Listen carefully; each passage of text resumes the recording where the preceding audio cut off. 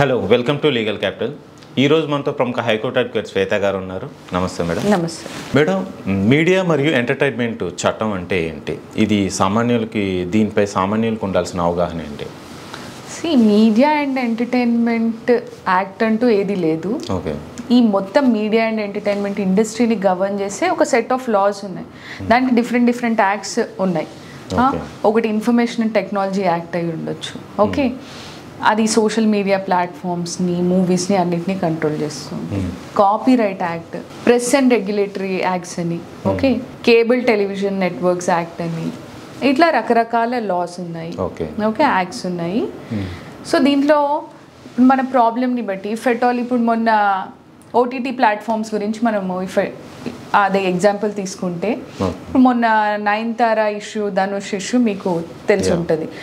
నెట్ఫ్లిక్స్కి నయనతార తన డాక్యుమెంటరీని ఒక 25 crores sale చేశారు. సో దాని పూర్తి రైట్స్ ఇప్పుడు నెట్ఫ్లిక్స్ దగ్గర ఉన్నాయి. నెట్ఫ్లిక్స్ దాన్ని ఏమైనా చేసుకోవచ్చు. కానీ ఏదైతే ఫిలిం ప్రొడ్యూసర్ ధనుష్ ఉన్నాడో ఆయన దగ్గర నుంచి వీళ్ళు అప్రూవల్ తీసుకోలేదు, ఆర్ఎల్స్ ఆయనకి ఏదో కన్సిడరేషన్ పే చేయలేదు అనుకుందాం.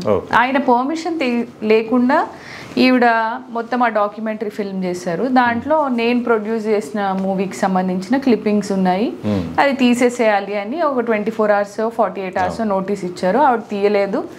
నెట్ఫ్లిక్స్ అలాగనే వేసేసింది. ఇప్పుడు ఆయన మద్రాస్ హైకోర్టుని అప్రోచ్ అయ్యారు. నాకు డ్యామేజెస్ జరిగినాయి, ఓకే, నాకు కంపెన్సేషన్ కావాలి. సో ఇదేంటి అని అంటే ఇది కాపీరైట్ ఇన్ఫ్రింజ్మెంట్ కిందకి వస్తుంది. ఎవరైతే ఇప్పుడు మూవీ ప్రొడ్యూసర్ ఉన్నారనుకోండి, ఆయనే దాన్ని అంతా ఖర్చు పెట్టి ఆ మూవీని తీస్తారు. సో ఆ మూవీకి సంబంధించిన క్లిప్పింగ్స్ కానీ ఆడియో వీడియో విజువల్స్ అన్నీ ఆయనకు సంబంధించినవి. అది మనం ఇఫ్ ఎట్ ఆల్ ఎక్వైర్ చేసుకోవాలి అని అంటే ఆయన దగ్గర మనము ఏదైనా ఆయనకి ఒకవేళ అడిగితే కన్సిడరేషన్ ఆ అమౌంట్ ఇవ్వాలి, లేదు అని అంటే రాయల్టీ పే చేయాలి. ఓకే, అలా ఉంటుంది అనమాట.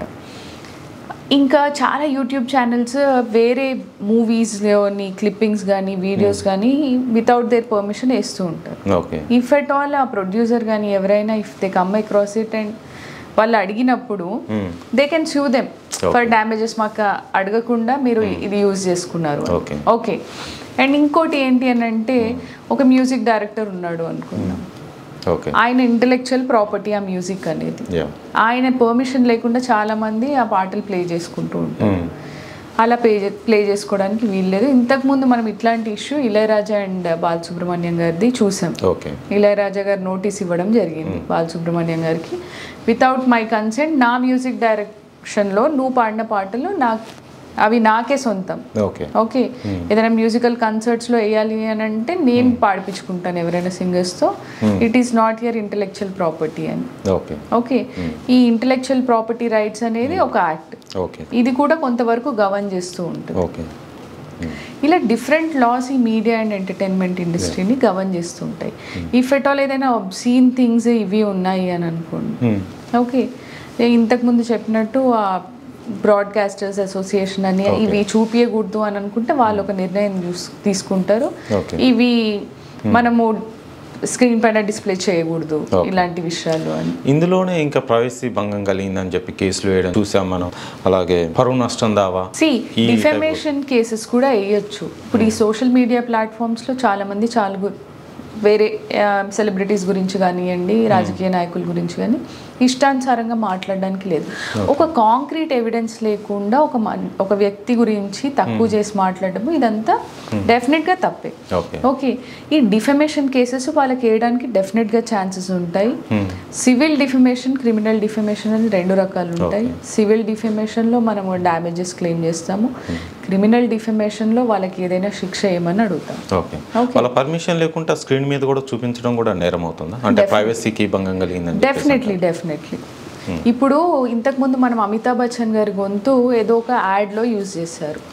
ఆయన కేసు వేయడం జరిగింది ఆ కంపెనీ పైన. నా అనుమతి లేకుండా నా గొంతుకని మీరు యూజ్ చేసుకోవడానికి లేదు, దట్స్ మై కాపీ రైట్ అని ఆయన కేసు కూడా వేశారు. ఈవెన్ అనిల్ కపూర్ కూడా వేశారు అలా. ఈ మీడియా ప్రచారం చేసే కంటెంట్ వల్ల ఇబ్బంది పడే వారికి న్యాయపరంగా వీళ్ళు ఎలాంటి పరిష్కార మార్గాలు ఉంటాయి?